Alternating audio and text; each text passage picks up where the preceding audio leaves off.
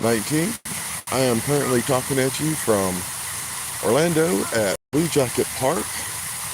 Blue Jacket Park sits where I graduated from boot camp in 1984. So I went through 8 weeks of boot camp starting in February 17th of 1984.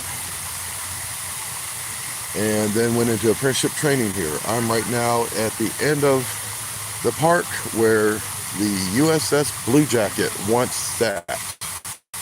The USS Blue Jacket was in the shape of a destroyer where many of us learned how to man the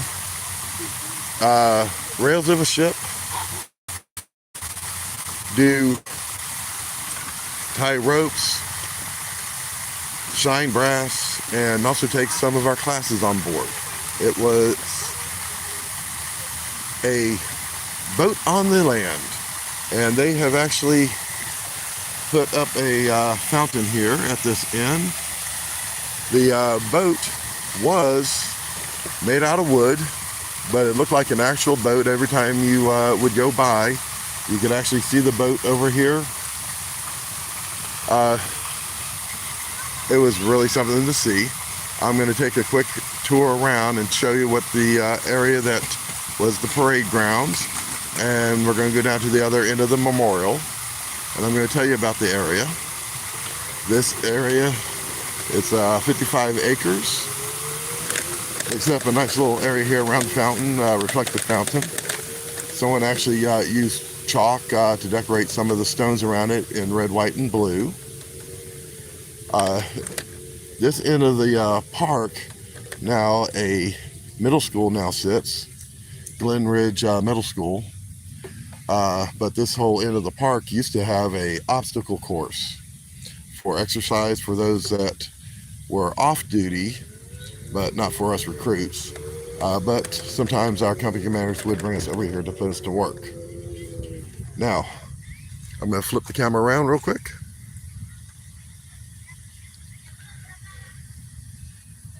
Now, this whole area out here that's now green used to be asphalt.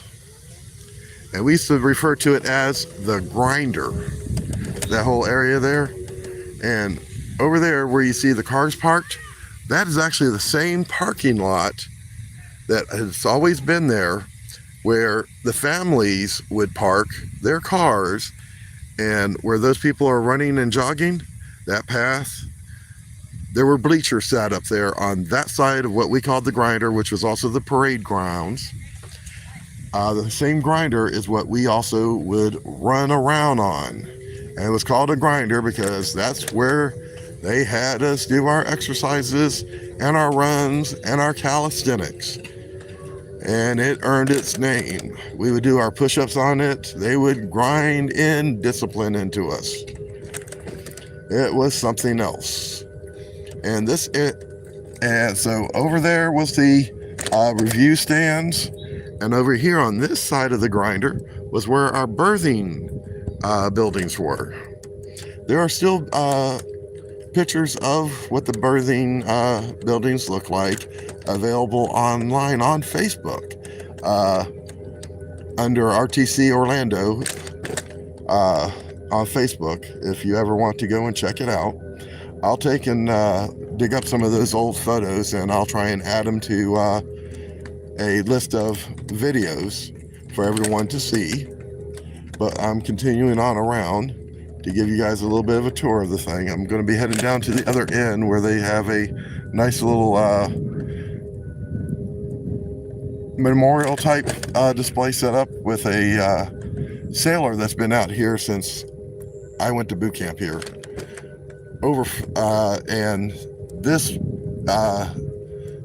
the base that used to sit here actually shut down 30 years ago for recruit training command in 1995. 30 years ago this year. And I went to boot camp here in 1984. So 41 years ago, I started my journey as a new recruit here at RTC Orlando. This is my first actual visit out here to this park since the base officially shut down, and since they built I've been through the housing development here many times. I've brought my son out to the housing development to do trick-or-treating, but to visit where I did the grinder and everything, I was actually here on this grinder that I actually developed shin splints in both legs. So I do have a constant reminder of my time out here.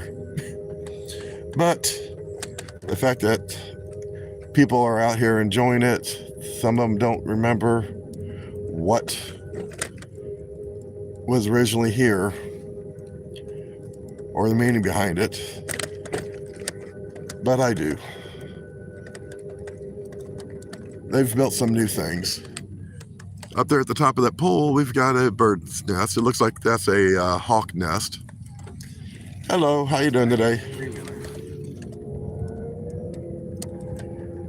But over there you can see some of the new townhomes and such for Baldwin Park. Now one of the, there are still a couple of the original buildings still there in the Baldwin Park housing area that were built by the naval base that are still in use. There was one building that had to be finished and could not be torn down for quite a few years because it was under contract by the military. Right now the flag is still flown at half-mast in honor of Charlie Kirk. People have painted some of the sidewalk out here in rainbow colors. But right here there are two statues. Pardon me. Guys, because I am a little bit emotional about visiting out here, seeing these statues,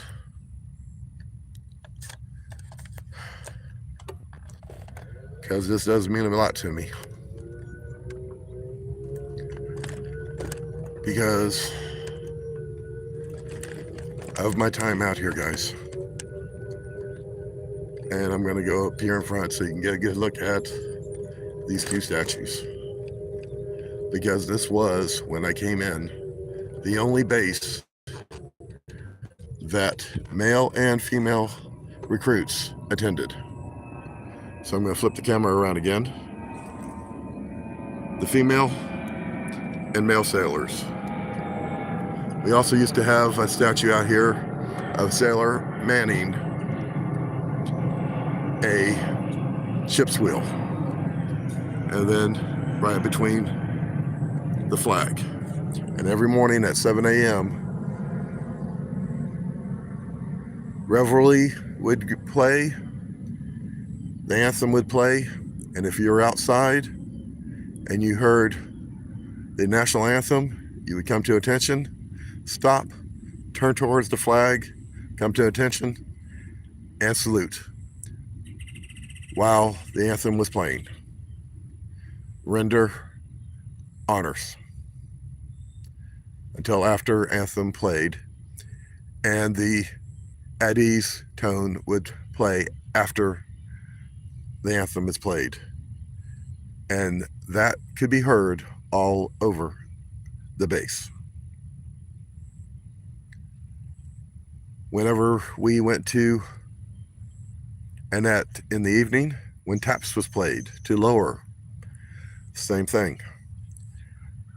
At Disney, when they, and any other theme park that would do reveille or taps, you would see any sailors in uniform, and sometimes veterans.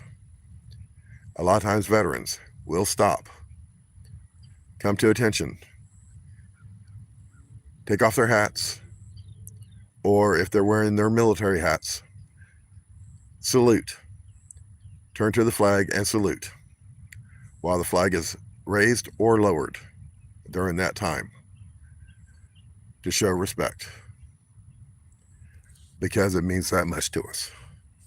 If you notice over here beside the sailor, the pictures you're seeing here that is what we call the duffel bag or sea bag. The new sea bags actually have a clip at the top to secure them. It has 2 straps on them to wear them like a backpack, but that sailor is actually in the traditional gear that they still issue with the pea coat. That is the female's dress with the ceremonial sword with the hat that they were issued. That was the dress blues for the females when I went through, and that's the dress blue uniform for the males with 13 button blues. They switched it. You go around, they have right now set up. Let me flip around real quick. Right now they have set up some displays on the other side behind the statues. So I'm going to check those out real quick. They've got a couple of baseball fields set up around the thing.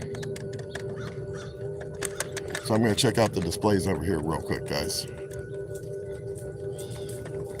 Because this is my first time out here since the base closed. Okay, each one of them tells you what. Oh, they even got one about the blue jacket. So I'm going to stand up and show you what each one of these things say. Okay, guys. Let me get the cane ready.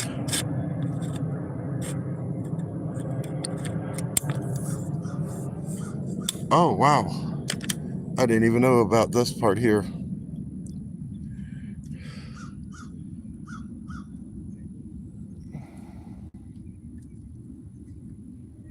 They've got bricks.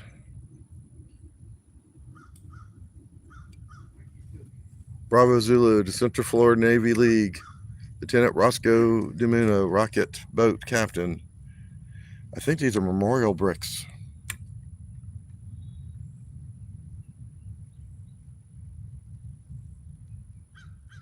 Yep, Bravo Zulu.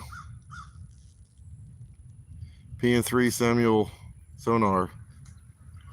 That's personnelman, 3rd class. 91 to 95 was when he was in. RTC Orlando, Company 73, Company 073. I was part of C089 when I was in. We also had a sister company with us. I'm going to try and get an angle so that you don't have as much glare. The Lone Sailor Navy Memorial of Central Florida, honoring sailors. The Central Florida Council of the U.S. Navy League chose the Lone Sailor statue to honor over 652,000 sailors, men and women, who started their naval careers. Sorry about the jet flying overhead. We are near the air lanes. Their careers at the former U.S. Navy Recruit Training Center in Orlando, Florida. The memorial honors veterans of the Sea Services, Navy, Marine, Coast Guard, and Merchant Marines. The original Lone Sailor is located in Washington, D.C. and was created in 1987 by the acclaimed artist Stanley Blayfield. The Lone Sailor stands in a casual pose wrapped up against a chilly sea breeze, waiting for his ship. He is a seasoned veteran and represents Navy core values of honor, courage, and commitment. Cast in bronze, the Lone Sailor stands over 7 feet tall and weighs more than 1,000 pounds. His sea bag at his side contains all of his essential gear for his next duty station and weighs 400 pounds. Calling Orlando home in April 2017. I'm sorry, guys. Orlando became the 14th site of the Lone Sailor, and each site is different. This unique and complex design includes many nautical elements, such as a Navy pier, bollards, cleats, palm trees, seagrasses, and a compass rose used for navigation. Medallions from each of the sea services surround the flagpole. The ground around the pier is sculpted to resemble waves.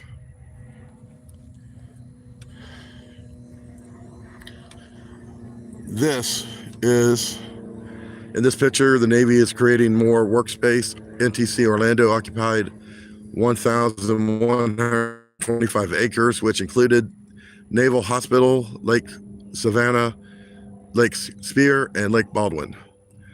This building you see right here, that was the Navy Chapel.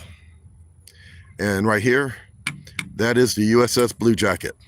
As you can tell, it is being painted. This picture was taken in the winter months, because that's the only time the dress blues were worn. And this picture here, that is 1968, when they commissioned the USS Blue Jacket. As you can see, the sailors up here on the ship are in parade rest. They're wearing the dress whites, which are worn during the summer months. Dress whites during the summer, dress blues during the winter.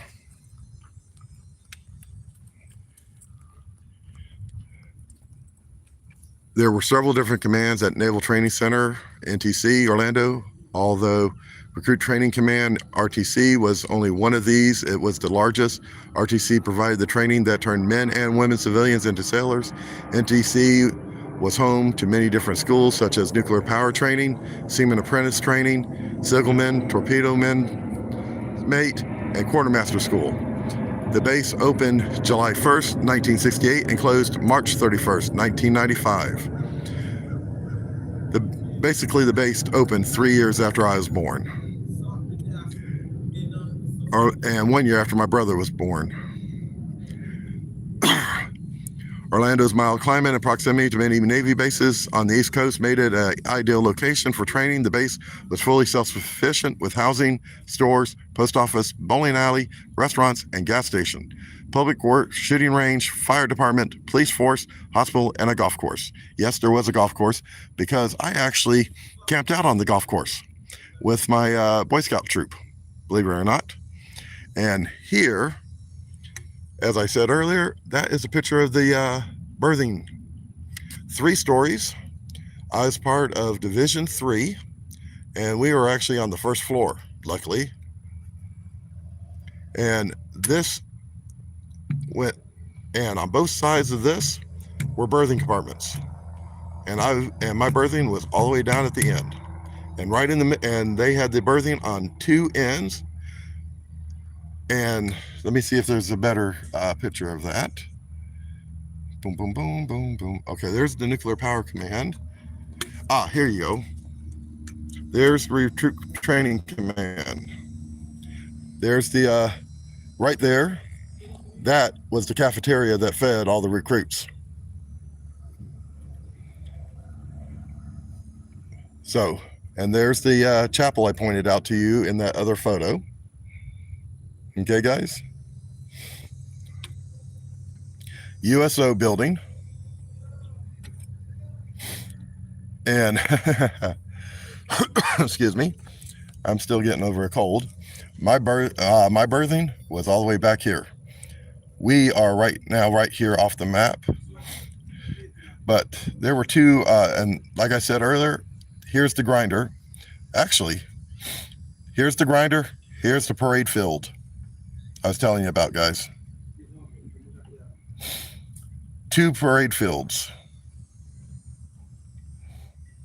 2 grinders, 2 parade fields, divided by a little bit of area. This area here has been developed, so where we're at right now is over here, guys. But right over here, they had this is where we went through our tear gas training and firefighting training, right over in this area here. Wait a minute, let me double check. USO, yep, firefighting training is right over here in this area. Had to remember correctly. It's been so long ago. There's the Nuclear Power A School, and that is one of the A4. And there's the firefighting training. And that infamous building right there, That was the torture chamber where we did the tear gas training. God, I remember that well. They put you in a gas mask, put you in there, drop the little tablet. You could take a deep breath, but you could not hold it for long. Oh my goodness. It was something else. That first breath, oh my God. You could not help but cough, and boy, if you had a cold, there was nothing left in your head. And the crying, and luckily for us that day, it was raining. We were looking up at the sky. Let's see here. Arrival, Recruit Training Command, Orlando. A new life. From the second the recruits got off the bus at RTC Orlando, a new life would be different. I arrived at about 4:30 in the morning. Got off the bus because they picked us up at the train station because I went through MEPS in Tampa. So I got on the train and they met us up at the train station in Orlando. We got off the vehicle, went into the berthing there at receiving, and at 5:30 in the morning, barely had time enough to close my eyes, a garbage can went crashing across the floor. Get your butts out of those bunks. Oh my God. And the first place we stopped at was a haircut. One of the guys in our group had he had a natural afro, so curly and close knit that when the barber took the shears through his hair, the hair clippers bogged down. It took over these guys, when they went through your hair, they were done in less than a minute. With him, it took him 5 minutes to get through his hair. Man. And then the company commanders, what the one you're seeing here in the picture, that's a chief. The company commanders were second class, first class, and chiefs. I had a second class and a first class. Pay officer first class, Jandrews, and pay officer second class, Wazarski. Man, you had both of them together, you were kind of safe. Getting them individual, oh, you were in for some HE double hockey sticks. And then here, this is when we got our uniforms and our hats, or Dixie cups. This one here is a picture of the women getting their issuing of their uniforms. And you notice the boxes, that's their covers. The hats, they weren't referred to as hats, they were referred to as covers. Our Dixie cups, they could be folded. The ladies, theirs didn't. They had the special hat boxes.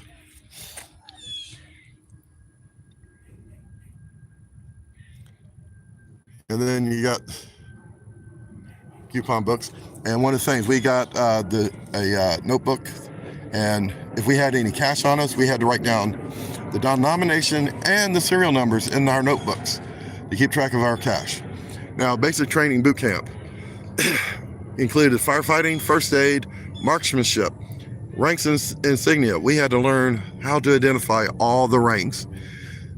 Physical training, uniforms, regulations, confidence.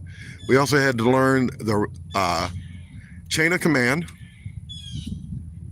Oh yeah, the confidence chamber. That's that one building I pointed out that I refer to as the torture chamber. Yeah, that's confidence, the tear gas chamber. Oh my goodness. And then here's the firefighting right here. Here's the swimming. If you didn't know how to swim, by the time you got done with the 8 weeks course, you learned how to swim. Here's the marksmanship.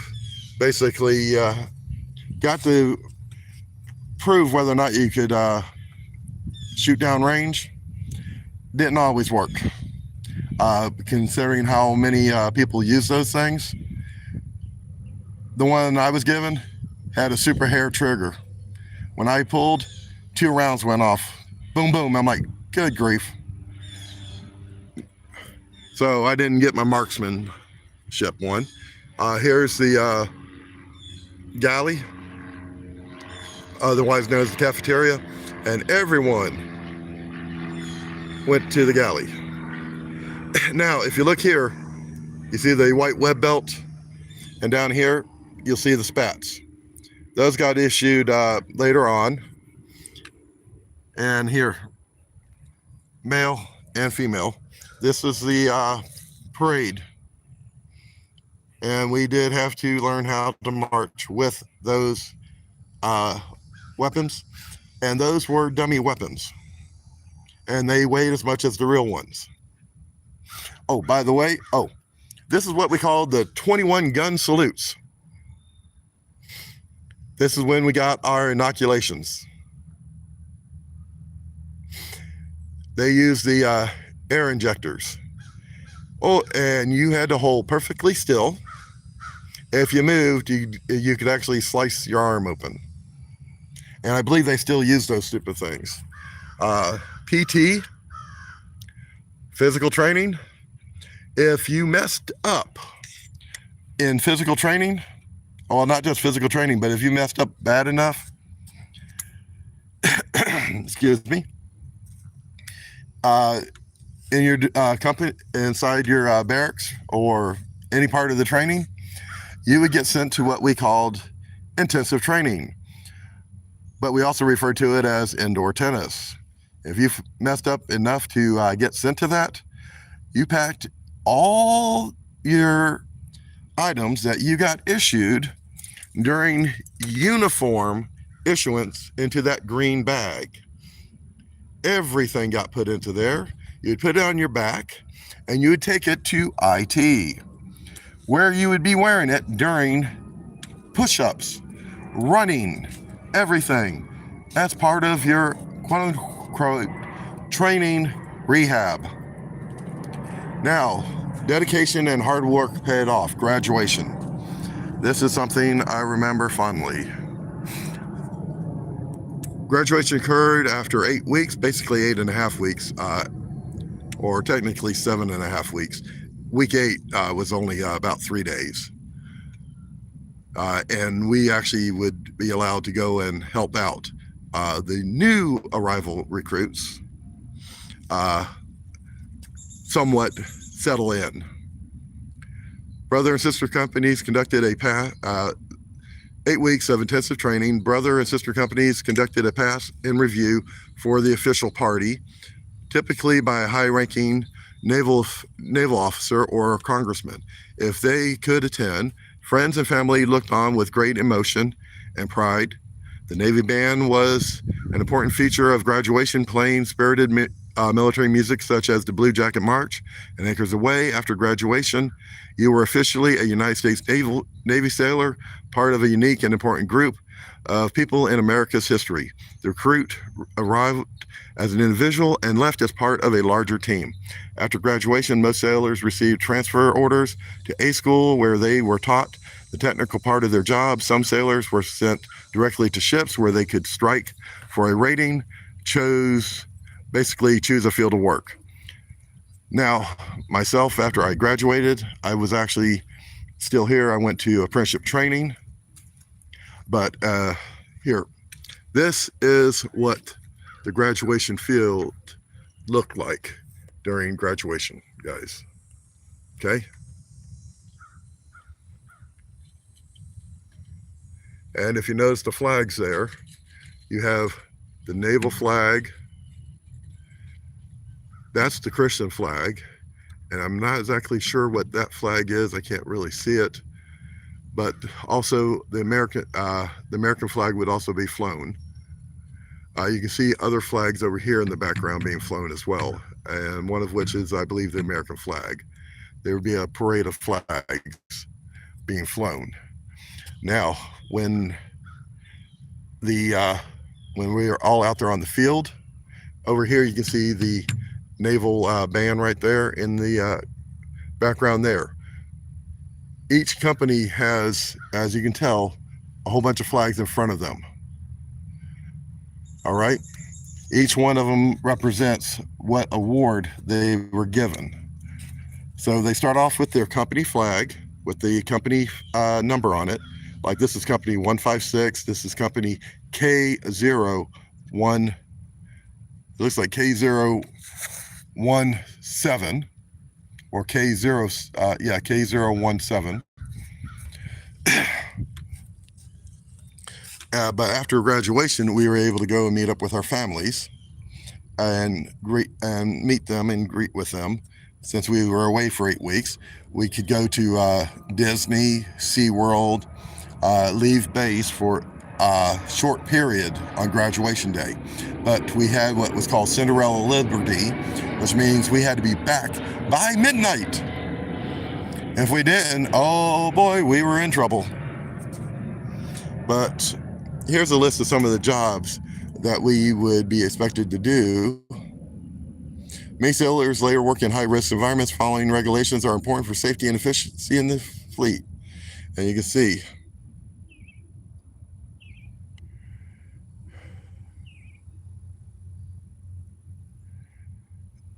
we were constantly. Now, this side goes over the women's statue as well. Naval Training Center, Florida, 1972. The women's. And remember I was talking about the flags, the different flags?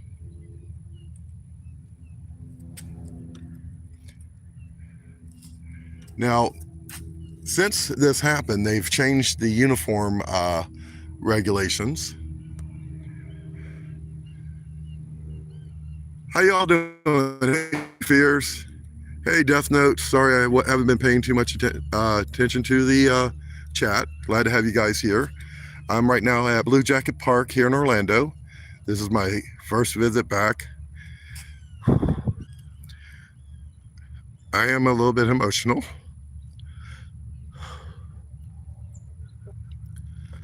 Because this is where I started my Navy career from. This is my first visit here since they closed down the base to the park, visiting the memorial, the remembrance, and remembering my friends that I went through boot camp with. I haven't been in contact with many of them because many of them became basically my brothers and sisters. Prior to 1972, women who enlisted as recruits were trained exclusively in Bainbridge, Maryland. At RTC Orlando, women were trained in the same manner as the men. They were housed in a 3-story air-conditioned building along with 75 to 80 other recruits. Each recruit was required to pass academic and physical conditioning tests. Orlando graduated approximately 188,000 women recruits during the existence of the base here. And these women are the inspiration for the Blue Jacket Recruit bronze statue of the women.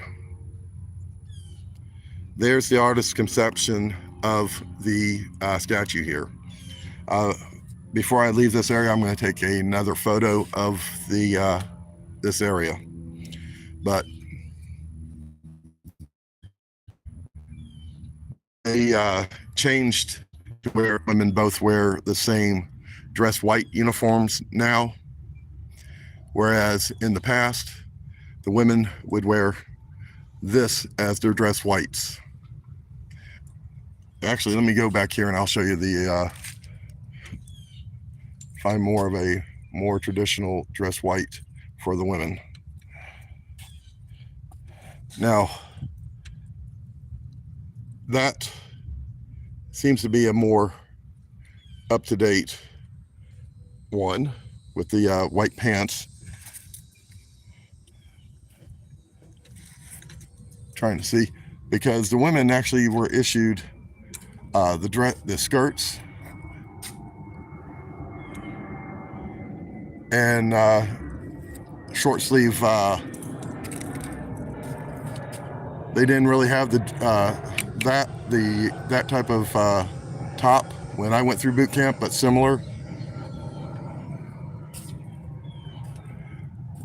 And I'm going to come out here one day with some cleaner, and I'm going to clean off these back next to displays.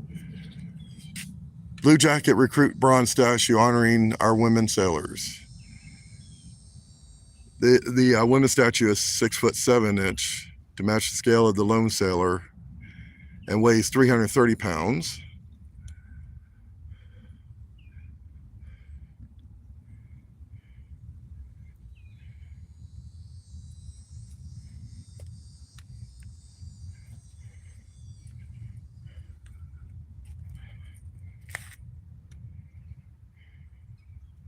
They now use virtual reality to train Navy and Marines. And the donors. And the red bricks I'm walking on, I'm gonna have to,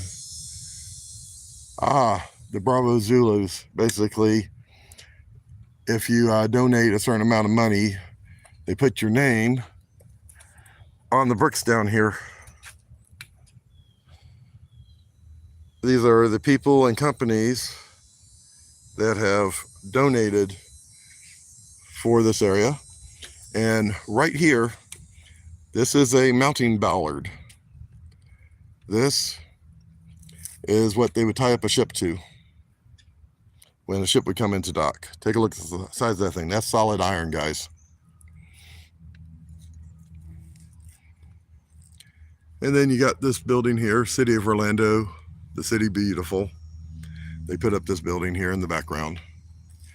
They built a nice, beautiful park here for people to enjoy. But as I said,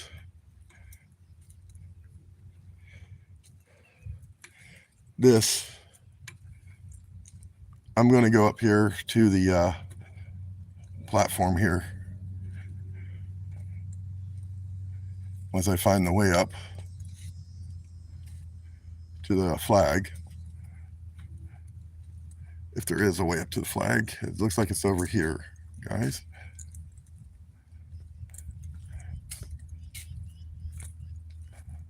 Yep, it's down here.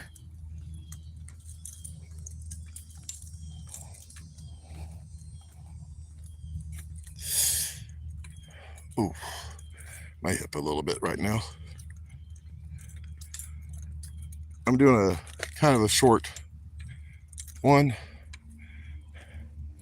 Now, the statue over there of the lone sailor, his seat bag sits next to another mounting cleat for tying up a boat, a ship.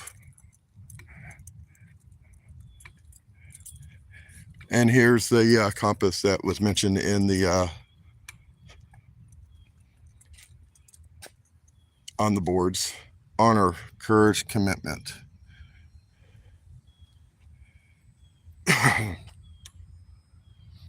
And let's see here.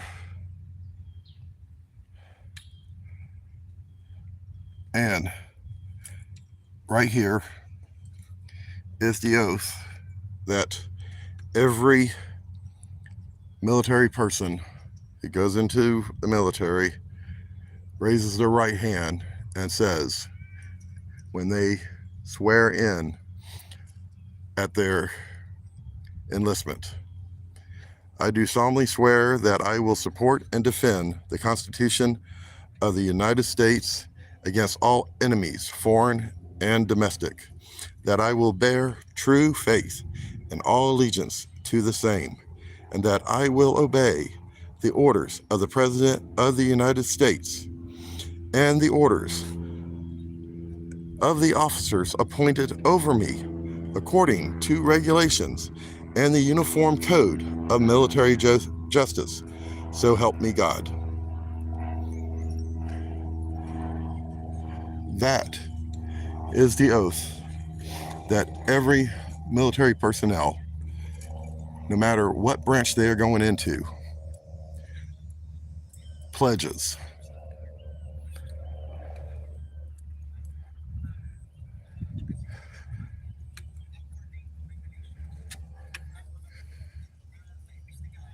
And that's the plaque for the lone sailor.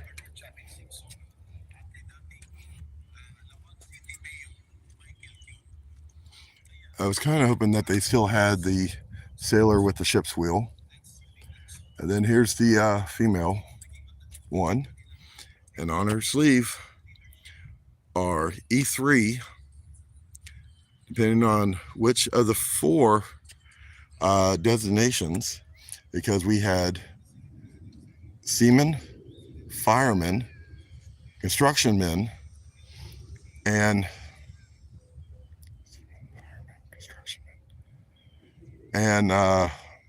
airmen were the four different subgroups.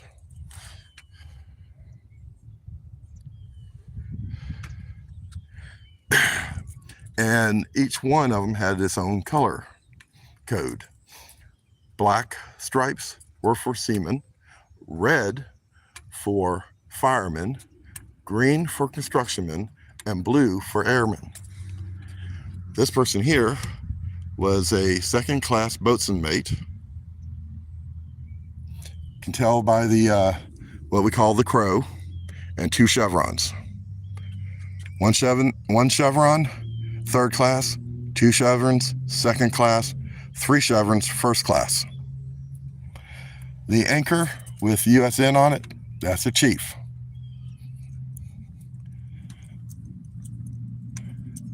If you see a sailor with no stripes on the sleeve, that's seaman recruit. 2 stripes, seaman apprentice. 3 stripes, seaman. Same thing, fireman recruit, fireman apprentice, fireman, so forth and so on through each one. Construction recruit, airman recruit, and so forth and so on, depending on what color their stripes are. Basically, you usually don't have a recruit it's usually apprentice, because almost everyone, when they get out of boot camp, has the 2 stripes. When I got out of boot camp, I went to my apprenticeship training.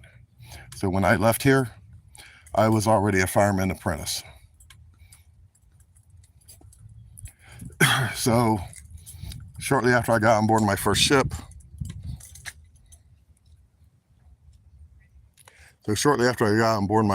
guys, I,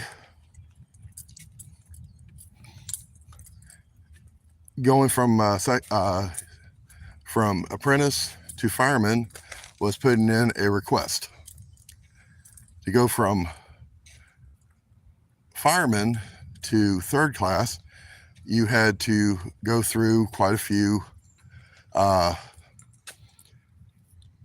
list of things that you had to accomplish on board your ship to complete. Each ship had their own listings. Well, I had put in for A school, for boiler technician A school, and I got my A school, and I hadn't finished up my list. So when I got to, and third class test was coming up, and because I hadn't finished up that list, I wasn't able to take the test to go for third class petty officer. And while I was up there, I went to A school with PCO orders, or PCS orders, permanent change of station.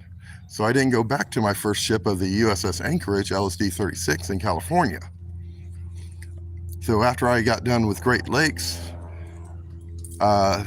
Naval Training Command, I had no idea what my next station was going to be.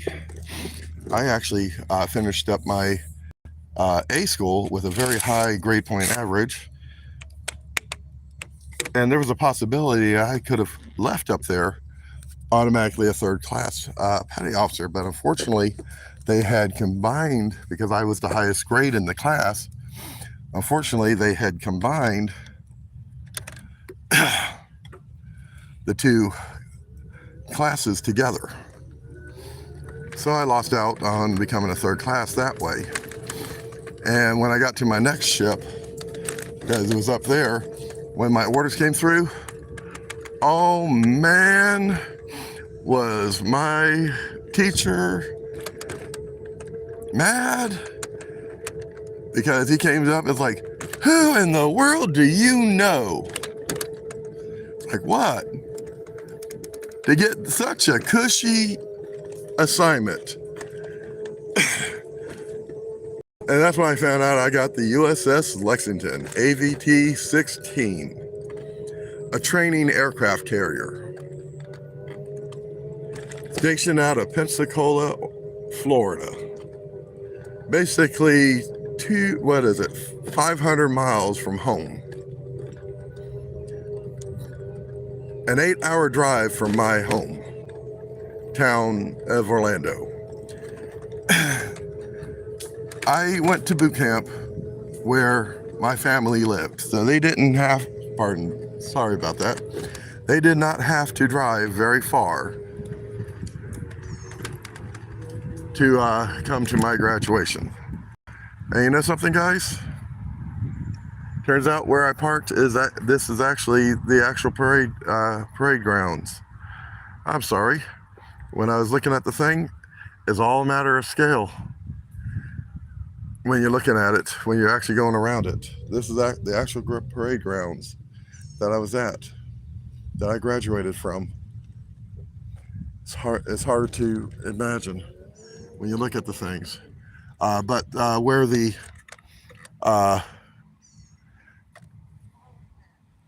and that building there, if I remember correctly, was still here. This little building there, I believe that one was still here when I was here.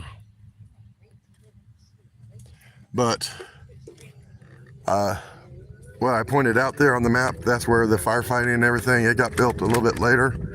Holy moly. That is one thing I will never forget. But when I got on board my first ship, I had mess deck duty. And that's when I discovered the stuff that they referred to as bug juice. Basically, Navy grade Kool-Aid. It's pre-packaged with the sweetener and everything in it. Was used to clean the cooking grills. After they got done cooking the hamburgers and everything else, they would take a package of that stuff while the grill was still hot with the grease on it, dump it on there, and that stuff would smoke up the entire galley. It didn't matter which, they put the red, the fruit punch, the grape, the orange, or whatever. Oh my God, that stuff was just as bad as the tear gas. That stuff was horrendous. It would clear out the alley for a few minutes. Even if they had the overhead ventilators on, it would clear us out of there. It was something else, guys. But that's going to be the end of my tour of Blue Jacket Park. Yes, it has been a emotional visit coming back here after 41 years to visit.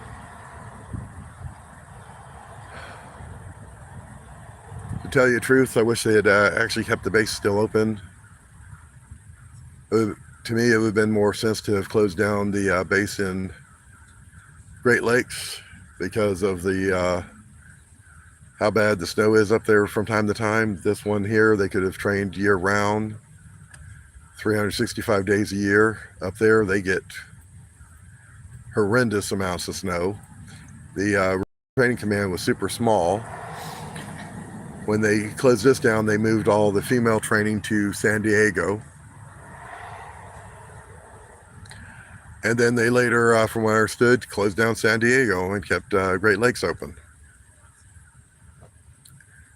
Be honest with you, this would have been the better choice to have kept open. When the base here closed down, a lot of businesses in the area, like Florida Mall, not the Florida Mall, but Fashion Square Mall, it suffered badly, and a lot of businesses around here suffered badly.